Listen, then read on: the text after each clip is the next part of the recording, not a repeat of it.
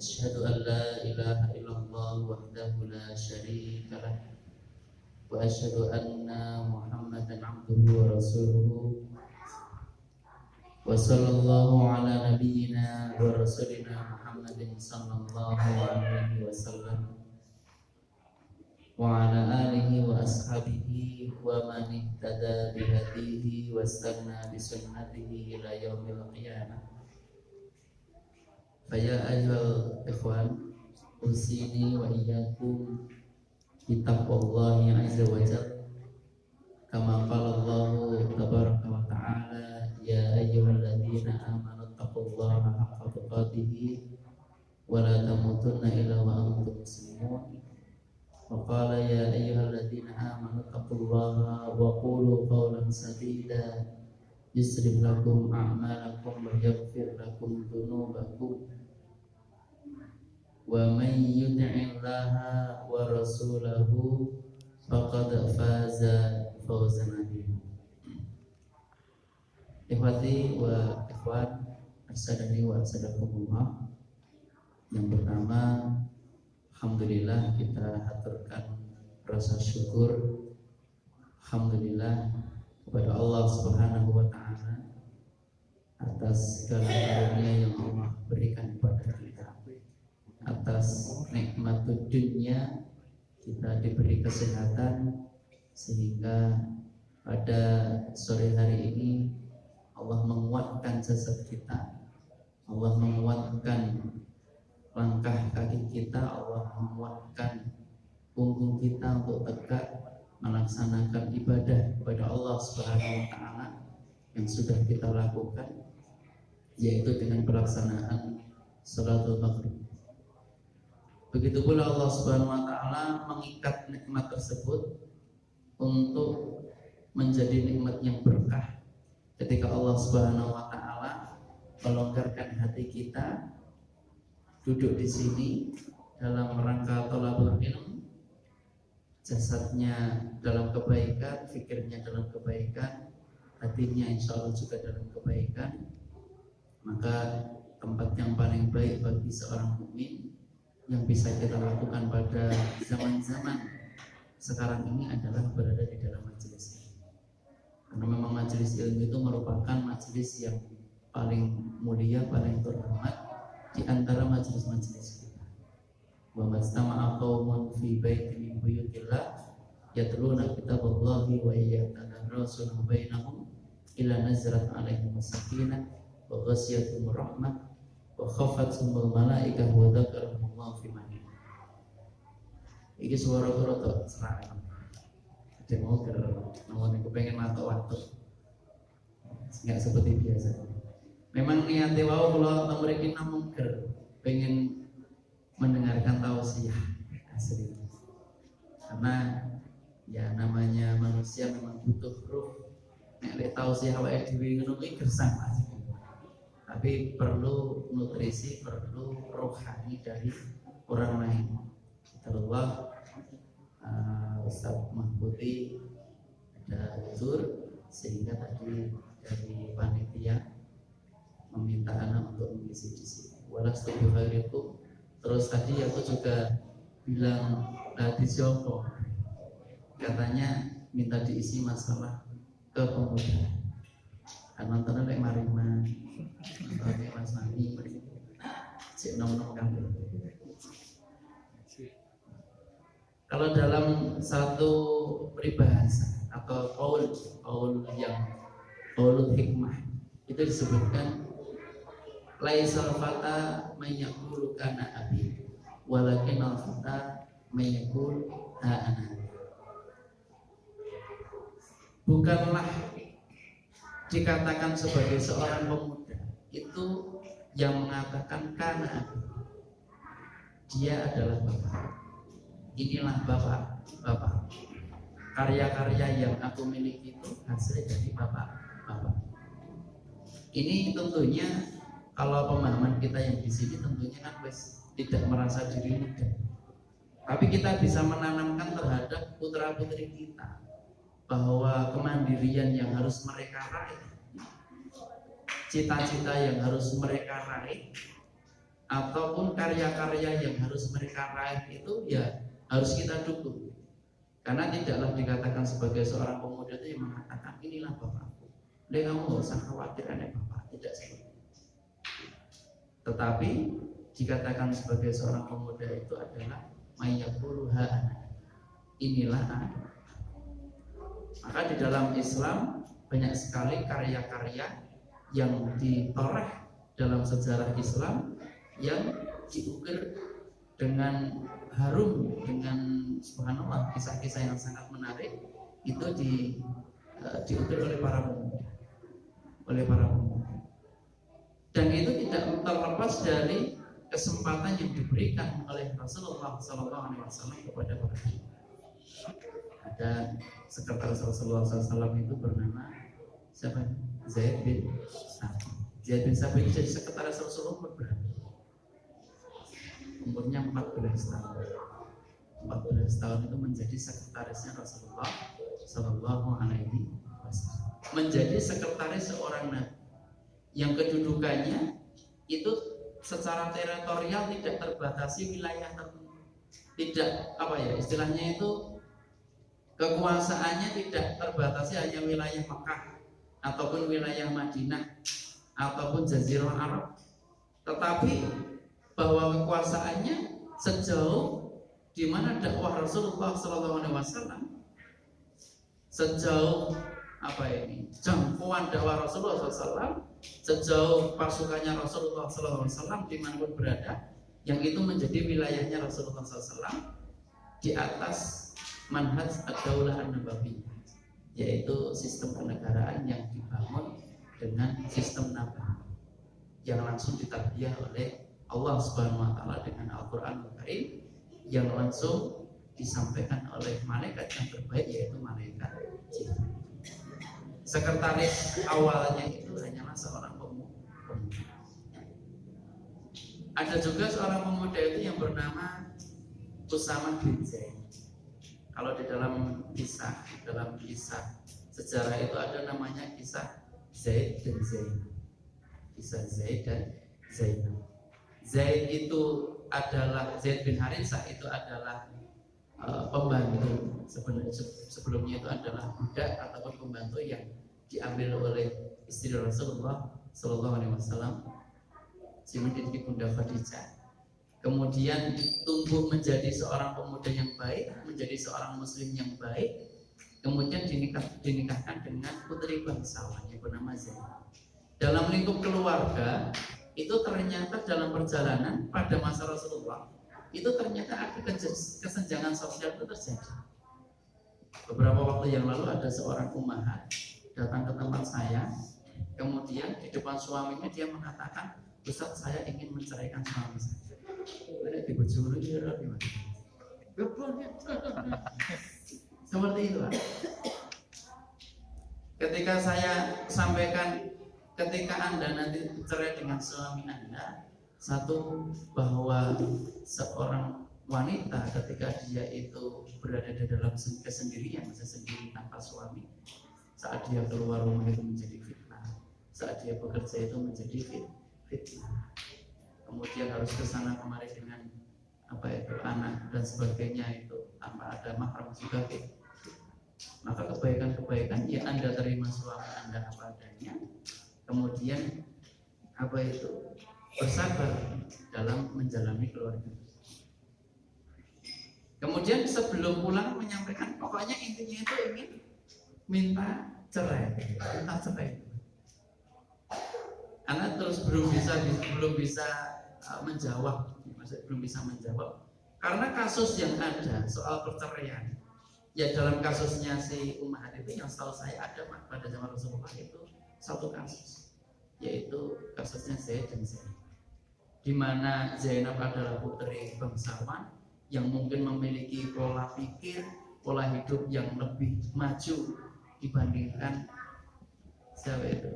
Zaid bin Haritsah yang dulunya adalah seorang pembantu. Jadi mempersedia. Yang itu adanya ketidakharmonisan di dalam urusan keluarga. Tapi kalau penyelesaian Rasulullah SAW, Zaid bin Zaid bin Harithah menjadi sahabat yang mulia, menjadi sahabat yang sangat disegani oleh para sahabat, sedangkan Zainab sendiri menjadi sahabat istri dari Rasulullah Sallallahu Alaihi Wasallam. Artinya ketika harus memutuskan, harus berhenti, maka penyelesaiannya adalah penyelesaian yang paling baik. Mencarikan sosok suami yang mungkin sekufu dengan si Umayyah tersebut. Orang mungkin aku terus maju karena apa? Karena ancaman dari istri kan nanti apa kalau dari lagi mutilasi ya gitu. Mutilasi emang kata-kata itu benar-benar keluar. 2 bulan berikutnya lewat istri si Umayyah itu menyatakan ingin datang kembali. Nah, aku bingung apakah nanti akan tersampaikan dengan perkataan yang sama. Ya sudah, disuruh datang saja. Datang ke rumah diantar suaminya dengan perkataan yang sama. Ustaz, saya masih dengan niatan yang sama meminta cerai terhadap suami saya. Suaminya gerungan.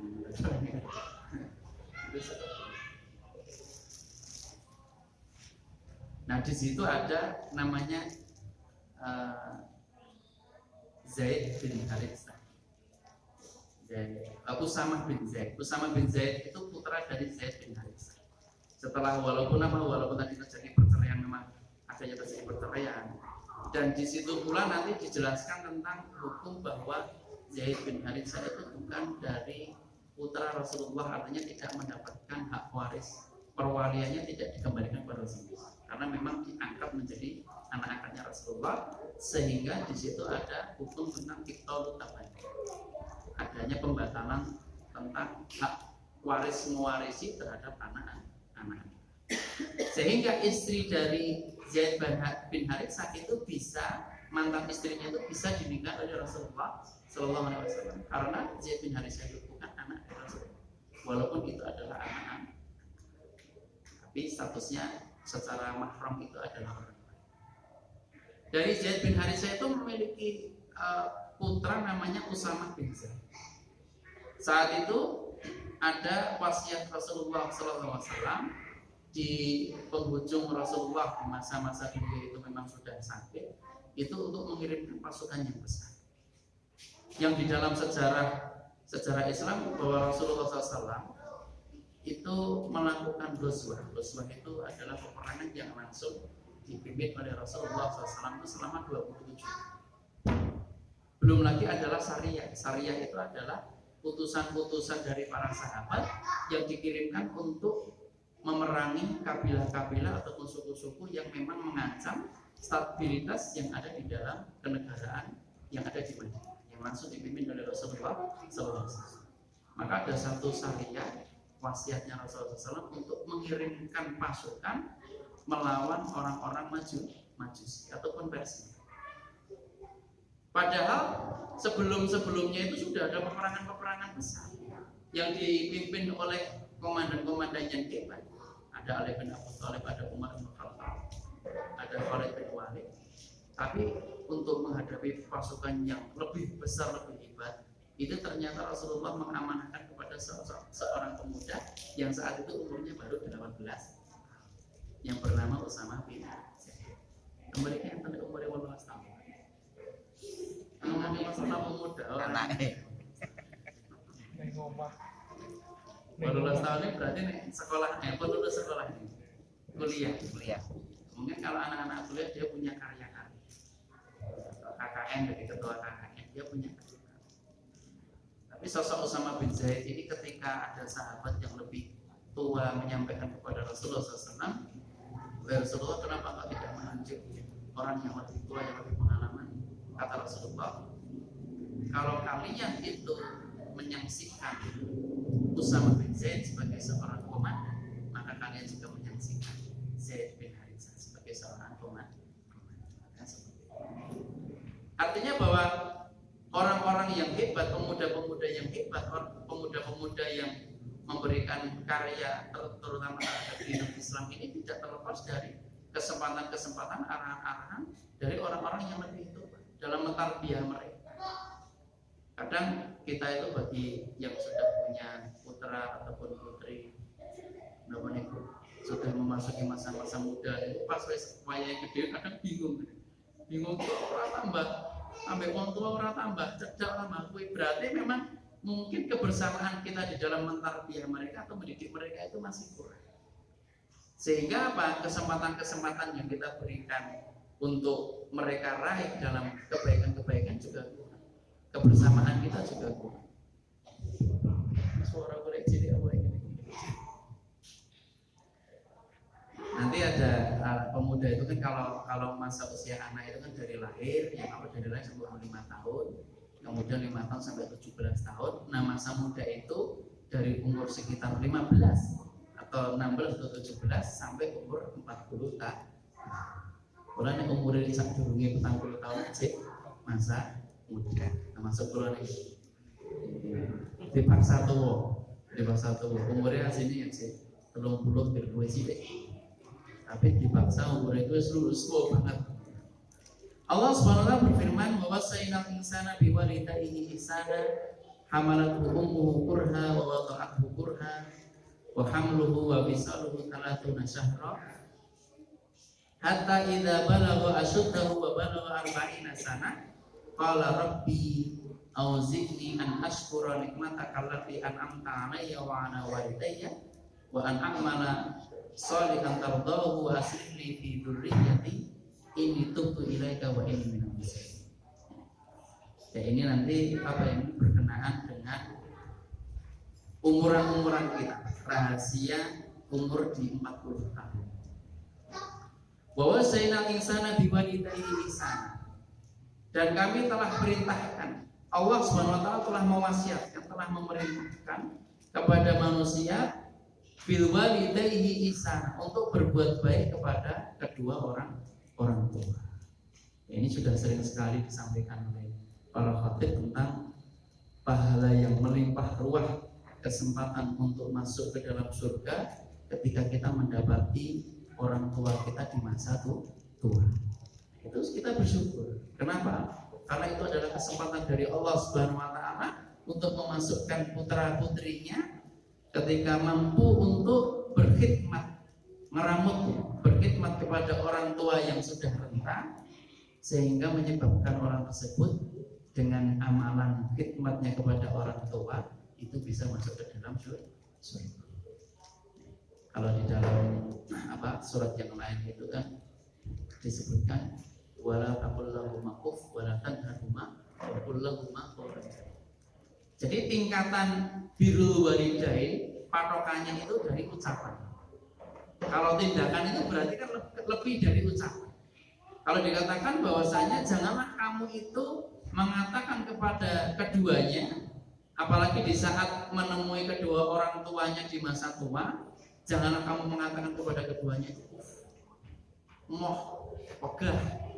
Itu orang yang mengatakan moh, pegah, lebih dari itu sudah dikatakan sebagai empuk, tidak termasuk bagian dari birrul. Itu memang khidmat, benar-benar berkhidmat, benar-benar memberikan yang terbaik kepada orang tua. Kalaupun memang ada hal-hal yang memang tidak selaras dengan apa yang ada di dalam hati kita, maka janganlah kita itu mengucapkan ucapan yang nantinya itu bisa menjadikan orang tua itu sakit dari sakit buah dari ucapan kita. Maka di situ batasannya itu wala taqul lahum uf, janganlah kamu itu mengatakan kepada keduanya itu uf. Istilahnya itu kata-kata yang menjadikan hati orang tua itu cacat ataupun tersengat. Apalagi wala tanharhum, janganlah kamu itu membentak kedua. Kalau dalam perkataan aja kita diperintahkan untuk yang terbaik. Nabi Ibrahim, bapaknya itu seorang penyembah berhala. Itu saja ketika mengatakan kepada bapaknya, ya abadi, wahai ayahanda, orang pakai maupun, wahai pak ubat itu kan tidak seperti masih dengan contoh yang baik ya. Artinya apa yang ada pada diri Nabi Ibrahim itu uswah hasanah, sebagaimana apa yang ada pada diri Rasulullah Sallallahu Alaihi Wasallam, termasuk penyikapan terhadap orang tuanya yang saat itu orang tuanya masih dalam keadaan muslim. Itu tidak pernah menggunakan kata-kata yang menjadikan hati orang tua itu sakit. Tidak pernah. Karena batasan dalam Al-Quran memang ada cemoh itu tidak boleh terjadi. Sehingga benar-benar seorang anak itu memberikan khidmat kepada orang tua. Ya benar Pak. Kenapa? Kalau orang tua saat mereka dulu mengasuh kita dalam kondisi saat kita dalam kondisi kecil, kemudian apa? Kondisi kita sakit, maka harapan orang tua itu bisa diasuh, bisa diberikan sesuatu, bisa diberikan obat, bisa digendong dan kita itu sembuh. Tapi terkadang ada sebagian dari anak yang kita ketika menghadapi orang tuanya, apalagi di masa-masa sudah tua, sudah lemah, dalam masa-masa sakit, hatinya itu tidak sebagaimana orang tua. Hatinya tidak sebagaimana orang tua, supaya orang tua itu yang dapat sehat, waras dan seperti biasa. Tapi karena sudah berlalu, harapan-harapan sudah semakin menipis, kadang itu hati seorang anak itu ya mati ya kita semuanya ikhlas. Kan ngono ya. Nek wis ikhlas berarti sampeyan kuwi nang kono mungkin beda Pak. Perasaan kita saja itu berbeda. Artinya kalau dibandingkan dengan orang tua terhadap anak itu tidak ada apa. Maka Al-Quran mengatakan wala taqulu. Jangan kamu itu mengatakan sesuatu yang menyakiti hati orang.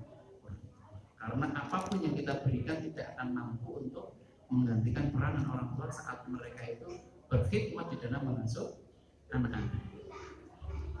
Hamalatu ummuhu kurha wa wada'atuhu kurha.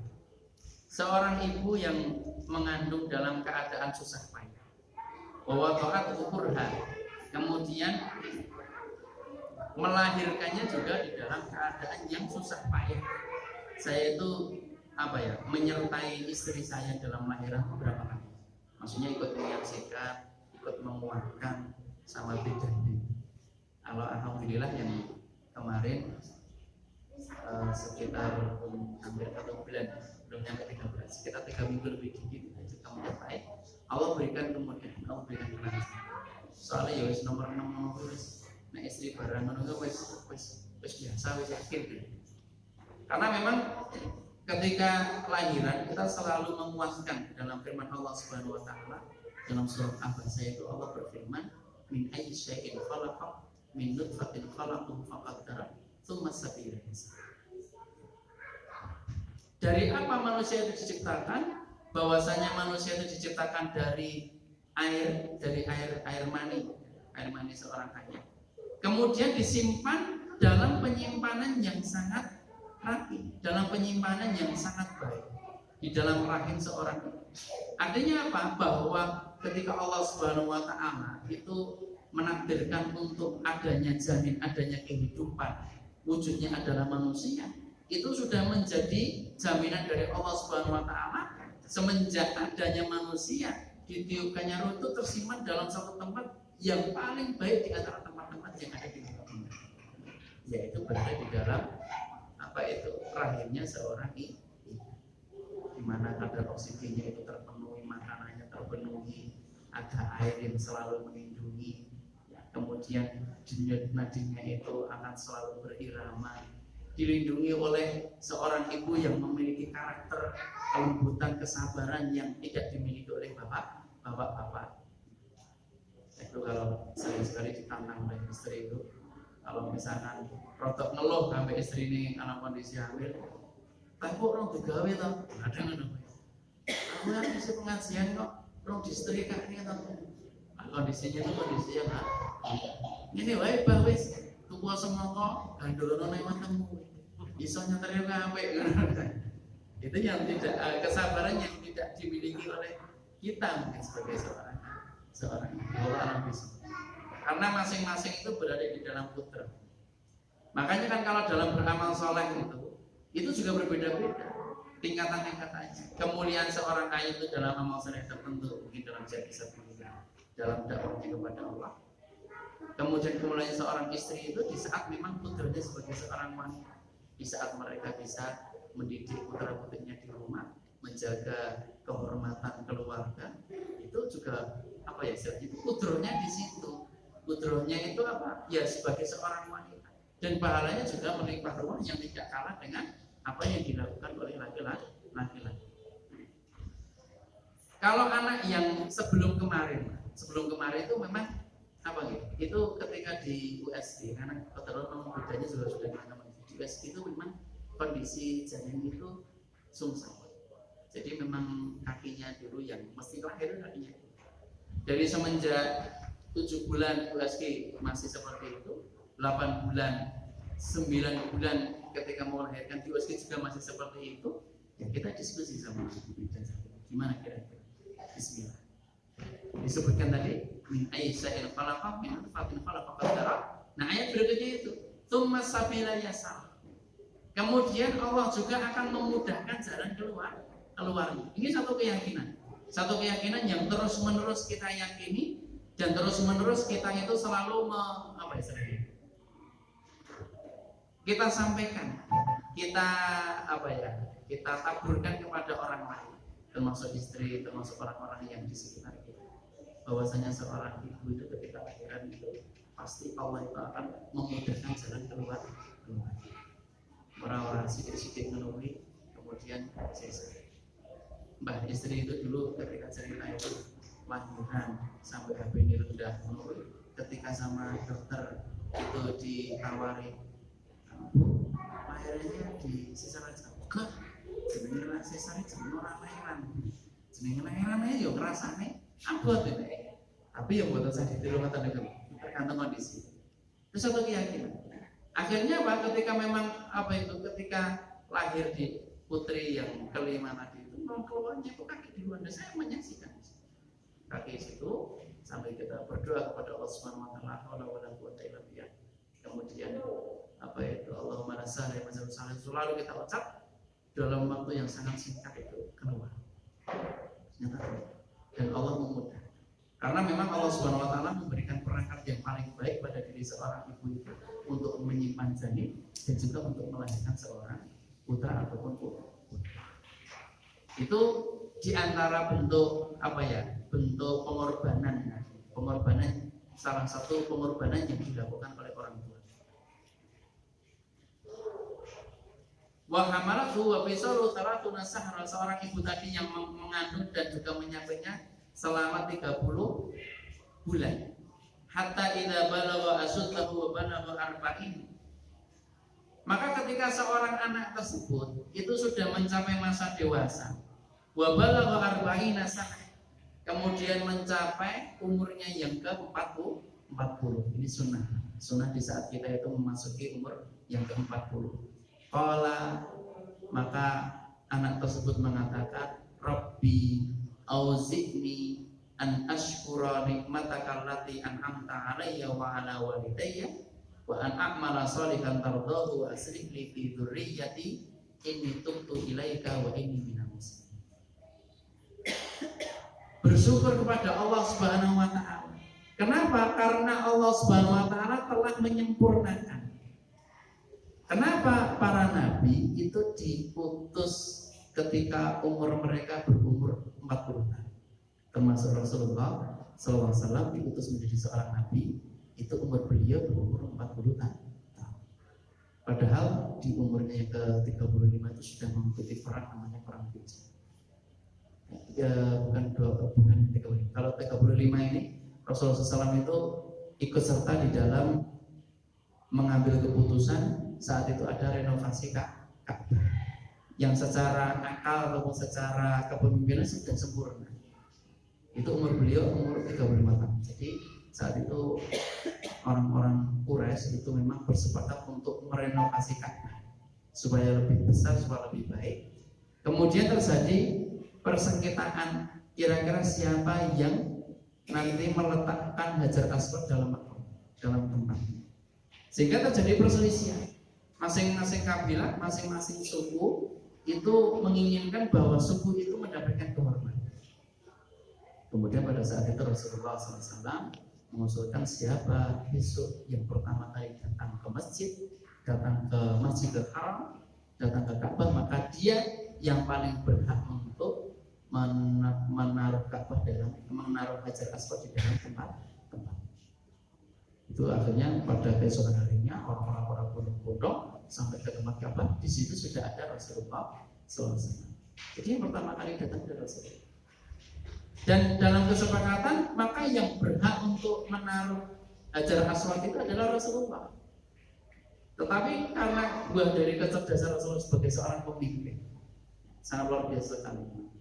Akhirnya Rasulullah SAW itu mengambil satu sorban dari kain, kemudian menaruh Hajar Aswad di atasnya. Setiap pemimpin kabilah itu memegang ujung-ujung dari kain tersebut untuk mengangkat batu itu bersama-sama. Artinya tidak ada dari kabilah-kabilah itu yang merasa tersaingi atau yang merasa tidak terhormat. Semuanya terhormat, semuanya ikut mengangkat Hajar Aswad. Ketika sudah mendekati makamnya, Rasulullah yang meletakkannya di dalam tempat. Ini buah dari kesadaran tersebut. Tetapi Allah Subhanahu Wa Taala itu memang memilih Rasulullah SAW itu ketika umur beliau itu 40 tahun. Nek jenengan itu mungkin melewati masa-masa 40 tahun mungkin sudah merasakan. Koyo keinginan seorang pemuda pengennya macam-macam. Koyo pekerjaan pengen macam-macam. Untuk buta ganti rono ini, pengen kerja rono ini. Enak umurnya wis 40 tahun itu rata-rata ya pekerjaan yang ada itulah yang wis menep. Istilahnya menep, pikiran kita tuh sudah menep. Kayak aku nih pengen rono ini mau urung 40 tahun. Masku gawe 40 tahun loh. Dan wis saya gimana udah sultan sama mana tuh? Kita harus mantap sultan. Agar gajinya mendak sebulan pindah tambahin bonus ini mana ya? Tapi termasuk juga di dalam kepemimpinan itu memang semakin orang yang sudah melewati masa muda. Kalau tadi melewati masa muda, yang memang ada kemuliaan. Ketika sudah separuh baik merasa 40 tahun itu memang pola pikir itu sudah sempurna. Waduh, ada pengalaman nuli wis berat. Keinginan wis semua. Tinggal apa? Tinggal kedewasaannya. Maka kalau dibandingkan orang-orang yang melewati masa muda untuk berbuat kebaikan dengan umur yang sudah paruh baya untuk berbuat kebaikan, itu akan lebih mudah ketika orang itu sudah memasuki masa 40 tahun lebih. Karena itu tadi jenenge cahnom itu keinginan itu masih sangat jauh sekali. Ingin secara akal, secara pola pikir, secara hati itu memang belum berada di dalam satu rel yang satu itu saja kita ke sana kemari. Termasuk juga di dalam mengambil keputusan. Termasuk juga di dalam menghadapi problematika. Termasuk juga di dalam menyelesaikan permasalahan-permasalahan. Itu masih serahnya itu ke sana kemari. Kepemimpinan itu memang asal diambil oleh orang-orang yang memang bukan hanya dia itu cerdas, bukan hanya dia itu punya mobilisasi yang kuat, tetapi yang paling penting itu adalah memiliki kedewasaan ketika umurnya itu mencapai umur 40 tahun. Seraya dalam 40 tahun tadi berdoa kepada Allah Subhanahu Wa Taala, Rabbi wahai Rabbku, auzi'ni berilah aku itu petunjuk an askura nikmataka allati an'amta alayya, untuk selalu bersyukur terhadap nikmat yang telah Engkau berikan kepadaku, wa ala walidayya, dan juga kepada orang tuaku. Bahwa alhamdulillah dengan bimbingan orang tua aku sudah melewati masa-masa yang panjang, masa-masa sekolah yang panjang, masa-masa pekerjaan yang berganti-ganti pekerjaan yang panjang, masa-masa tarbiyah untuk mengenal agama juga panjang, sehingga dengan itulah hatiku itu semakin kokoh, semakin teguh, maka bersyukur kepada Allah Subhanahu Wa Taala, juga bersyukur untuk kedua orang tua, tidak melupakan kedua orang tua. Jadi kalau kita itu sudah memasuki masa 40 tahun itu harus lebih banyak berkhidmat lagi, lebih banyak mengunjungi lagi. Ya, kalau kita itu di perantauan, biasanya di perantauan itu lebih banyak berkomunikasi dengan keluarga lagi, lebih banyak meminta kepada Allah Subhanahu Wa Taala, mendoakan dirinya dan kedua orang tuanya untuk diberikan petunjuk supaya selalu mensyukuri dari nikmat-nikmat nikmat umur, nikmat kebaikan yang sudah diberi. Wa an a'mala sholihan tardahu, dan hendaknya diberikan kekuatan untuk beramal soleh yang Allah ridhai. Wa aslih li fi dzurriyyati. Ini kan karena sudah umur 40 tahun itu kan berarti nanti supaya dikuatkan untuk bisa mendidik putra-putrimu. Wa aslih li fi dzurriyyati. Dan perbaguskanlah, aslih, perbaikilah dzurriyyah, anak keturunan. Jadi orang tuanya juga didoakan, kebaikan anak keturunan itu juga didoakan. Inni tubtu ilaika wa inni minal muslimin. Sesungguhnya aku bertaubat kepada Engkau ya Allah, wa inni minal muslimin, dan aku termasuk orang-orang yang berserah. Bapak-bapak, iman-iman yang dimuliakan oleh Allah Subhanahu wa taala. Kalau kita berbicara dengan dzurriyyah itu kalau kebanyakan orang tua ya, anak terutama anak cucu. Kalau kebanyakan orang tua itu harapan itu adalah supaya anak itu menyenangi. Iya, anakku gue pinter ramai, anakku ngomong pinter ramai, anak bisa bersosial, menyenangkan hati. Anakku alhamdulillah juara. Sekolahnya apik. Saya beberapa kali setelahnya itu berkomunikasi dengan lembaga-lembaga pendidikan. Salah satunya yang beberapa pondok-pondok pesantren. Nah, di dalam pondok pesantren itu ada jenis pondok pesantren yang memang afiliasinya adalah tahfidzul Quran. Sama-sama pondok pesantren yang manhaj dirosinya atau kurikulumnya itu mengedepankan tahfidzul Quran, tetapi ruh ataupun visi dari pondok itu ternyata berbeda.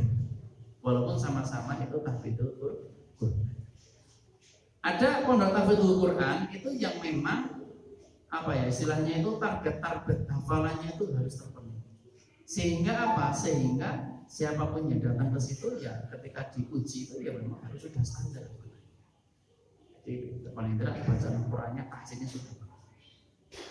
Kemudian Kemudian hafalannya batas minimal misalnya sudah 5 juz. Ada seperti itu. Karena fasilitasnya sudah bagus. Nanti dalam durasi waktu 1 tahun kok tidak 30 juz? Ini gratis gitu ya. Gratis dalam waktu 30 juz, maka anak tersebut harus membayar sejumlah biaya karena tidak memenuhi target. Ada yang seperti itu. Artinya mengedepankan bahwa target hafalan itu harus terpenuhi. Tapi saya itu lebih lebih kagum lagi ketika ada satu pondok pesantren sama-sama praktek. Yang harapannya Harapannya itu bukan berapa banyak hafalan, tetapi kebaikan apa yang bisa engkau ambil di saat kamu itu menghafalkan Al-Quran. Walaupun hafalan itu cuma 1-2 juz, tetapi kamu itu bisa mengambil hikmah dari apa yang engkau hafal. Ini yang sulit itu di situ. Makanya di situ ada beberapa belangko itu terkadang yang kepada orang tua itu bunyinya bahwa setujukah Anda bahwa lembaga kami tidak mengedepankan target dari hafalan, tetapi lembaga kami mengedepankan kebaikan ataupun kebagusan dari hafalan yang dimiliki oleh anak-anak didik. Ada yang seperti itu. Jadi targetnya itu bukan target. Kenapa? Orang yang hafal Al-Quran sama-sama saudaranya itu adalah din ya, Al-Quran. Al-Quran itu kan kemuliaan. Itu tapi ruhnya berbeda. Kalau di dalam doanya orang tua terhadap anak itu kan Rabbana hab lana min azwajina wa dzurriyyatina qurrata a'yun. Siapa sih yang tidak senang ketika anaknya itu hafal? Senang. Tetapi ternyata doa itu tidak hanya sebatas anak itu sebagai qurrata a'yun. Ada lanjutannya. Walil muttaqina imam. Dan jadikanlah kami, dzurriyyah kami, anak istri kami itu sebagai imamnya bagi orang-orang yang bertakwa. Artinya Al-Quran yang dihafalkan, pendidikan yang kita usahakan, kepintaran anak kita yang kita usahakan, jangan sampai besok di masa-masa mereka menjadi muda, menjadi tua itu menjadi bumerang bagi kita, sehingga mereka melupakan untuk bersyukur kepada Allah Subhanahu wa taala, untuk mendoakan kedua orang tuanya. Kita didik anak kita menjadi pintar, tapi ternyata lupa terhadap akhirat, jangan sampai seperti itu. Tapi kita didik putra putri kita untuk menjadi generasi-generasi yang terbaik dari umat ini, dan juga mereka menjadi hamba-hamba yang bertakwa kepada Allah Subhanahu wa Ta'ala. Mungkin itu yang bisa saya sampaikan pada sore hari ini. Iki isi vital langit, pokoknya tematik awal. Kira-kira apa yang di dalam pikiran dan dalam hati saya sampaikan. Mudah-mudahan ada kebaikan di dalamnya. Nanti tolong rekamannya rasa desa, asik diri pribadi mawon. Yang boleh dihapus mawon. Saya pula harus saja. Akhir dakwana, wassalamualaikum warahmatullahi wabarakatuh.